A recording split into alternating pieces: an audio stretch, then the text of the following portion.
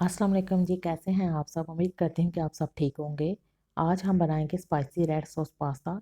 बहुत ही मज़ेदार ये पास्ता बनता है। पास्ता बनाने के लिए सबसे पहले आपने हस्बे ज़रूरत पानी को बॉयल होने के लिए चूल्हे पे रख देना है। फिर 1 खाने का चम्मच इसमें नमक डालें। 2 खाने के चम्मच ऑयल डालकर पास्ते का पूरा पैकेट आपने इसमें ऐड कर देना है।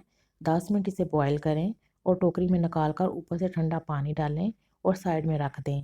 रेड सॉस बनाने के लिए पैन में 2 खाने के चम्मच ऑयल डालें। 4 लाल टमाटर आपने लेने हैं बड़े साइज़ के।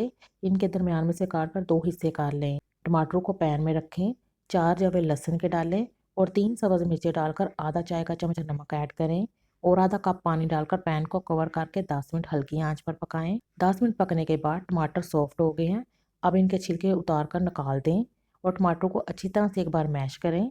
सुरख मिर्च इसमें ऐड करेंगे आधा चाय का चम्मच, ज़ीरा पाउडर आधा चाय का चम्मच, धनिया पाउडर आधा चाय का चम्मच, कुटी हुई लाल मिर्चें आधा चाय का चम्मच, चिली सॉस 2 खाने के चम्मच, आधा कप टमाटो केचप डालें और एक बार इसे अच्छी तरह से मिक्स कर लें। अब इसमें 1 चुटकी रेड फूड कलर डालकर मिक्स करें और 1 मिनट के बाद चूल्हा बंद कर दें। जब ये ठंडी हो जाएगी तो आपने इसे ग्राइंडर में डाल के अच्छी तरह से ग्राइंड करके इसका पेस्ट बना लेना है। अब आप एक कढ़ाई में 4 खाने के चम्मच ऑयल ऐड करें। 1/4 टीस्पून लहसुन अदरक का पेस्ट डालकर हल्का सा फ्राई कर लें और 1 पाव चिकन डाल दें। चिकन का कलर जब चेंज हो जाएगा तो आपने इसमें 1/4 टीस्पून नमक ऐड करना है और इसे तेज़ आंच पर 5 से 7 मिनट पकाना है।